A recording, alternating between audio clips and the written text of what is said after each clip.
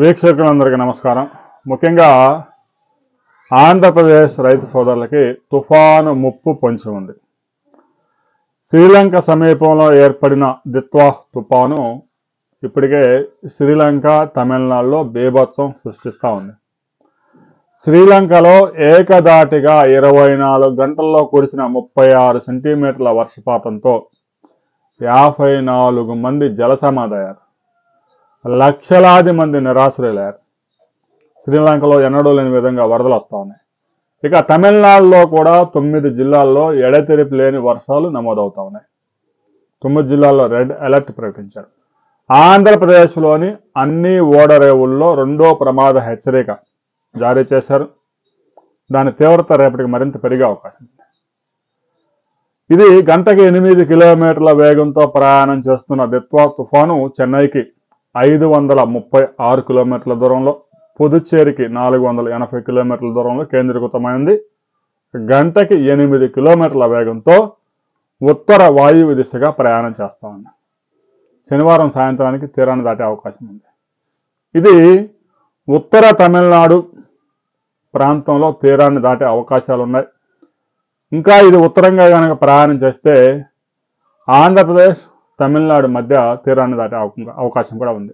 దీని ప్రభావంతో ఆంధ్రప్రదేశ్లోని ప్రకాశం, నెల్లూరు, చిత్తూరు, అన్నమయ్య, కడప, సత్యసాయి, కర్నూలు జిల్లాల్లో శనివారం రోజు, ఆదివారం, సోమవారం భారీ నుంచి అతి భారీ వర్షాలు నమోదయ్యే అవకాశం ఉంది. ఇప్పటికే ముఖ్యమంత్రి చంద్రబాబు నాయుడు అన్ని జిల్లాల కలెక్టర్లను ఆదేశాలు జారీ చేశారు. అన్ని జిల్లాల్లో కంట్రోల్ రూమ్స్ ఏర్పాటు చేశారు. ఇక ఎన్డీఆర్ఎఫ్ బృందాలను రంగంలో దింపారు. లోతట్టు ప్రాంతాల ప్రజల్ని ఎగువ ప్రాంతాలకు తరలించే కార్యక్రమం మొదలుపెట్టారు. ఇక పంటలు హార్వెస్ట్ చేసే రైతులను కూడా పంటల హార్వెస్టింగ్ ఆపివేసి ఇప్పటికే హార్వెస్ట్ చేసిన పంటలు ఉంటే దాన్ని తడవకుండా కాపాడుకునే కార్యక్రమాలు కూడా చేస్తున్నారు. విపత్తు నిర్వహణ మంత్రి, హోంమంత్రి అనిత కూడా జిల్లా కలెక్టర్లు, ఎస్పీలతో సమావేశం నిర్వహించారు. ప్రకాశం, ముఖ్యంగా నెల్లూరు, చిత్తూరు, అన్నమయ్య, కడప, సత్యసాయి జిల్లాల్లో అతి భారీ వర్షాలు నమోదయ్యే అవకాశం ఉంది.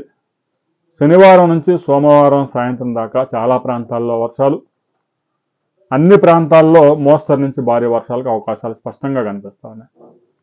ప్రతి నిమిషం తుఫానుకు సంబంధించిన సమాచారాన్ని అప్డేట్ చేసుకుంటూ ప్రజల్ని అలర్ట్ చేస్తూ విపత్తు నిర్వహణ సంస్థ మెసేజ్లు కూడా పంపించే కార్యక్రమం చేపట్టింది. రాబోయే 24 గంటల్లో ఈ తుఫాను ప్రభావంతో ముఖ్యంగా దక్షిణ కోస్తాలో భారీ నుంచి అతి భారీ వర్షాలు నమోదయ్యే అవకాశం ఉంది. ఇప్పటికే కొన్ని ప్రాంతాల్లో వర్షాలు ప్రారంభమయ్యాయి. తమిళనాడులో అయితే కుండపోత వర్షాలు నమోదవుతున్నాయి. తుఫాను ప్రభావం రేపు సాయంత్రానికి ఆంధ్రప్రదేశ్ మీద స్పష్టంగా కనిపించే అవకాశం ఉంది. అతి భారీ వర్షాలను తీసుకొచ్చే ప్రమాదం ఉంది. పంటల హార్వెస్టింగ్ సమయం కావడంతో రైతు సోదరులు ముఖ్యంగా గోదావరి డెల్టా, కృష్ణా డెల్టాలో వరి కోత రైతులు ఆందోళన చెందుతూ ఉన్నారు. ఎందుకంటే ఉభయ గోదావరి, కోనసీమతో పాటు కృష్ణా జిల్లాలో, బాపట్ల జిల్లాలో, గుంటూరు జిల్లాలో శనివారం, ఆదివారం, సోమవారం నాటికి కొన్ని ప్రాంతాల్లో భారీ వర్షాలు పడే అవకాశం ఉందని కూడా అమరావతి వాతావరణ కేంద్రం హెచ్చరికలు జారీ చేసింది. తుఫాను కదలికల మీద మరింత క్లారిటీ వచ్చిన తర్వాత ఆ తుఫాను ఎక్కడ తీరాన్ని దాటబోతా ఉంది అనే వివరాలతో మరో వీడియోలో మనం కలుసుకుందాం.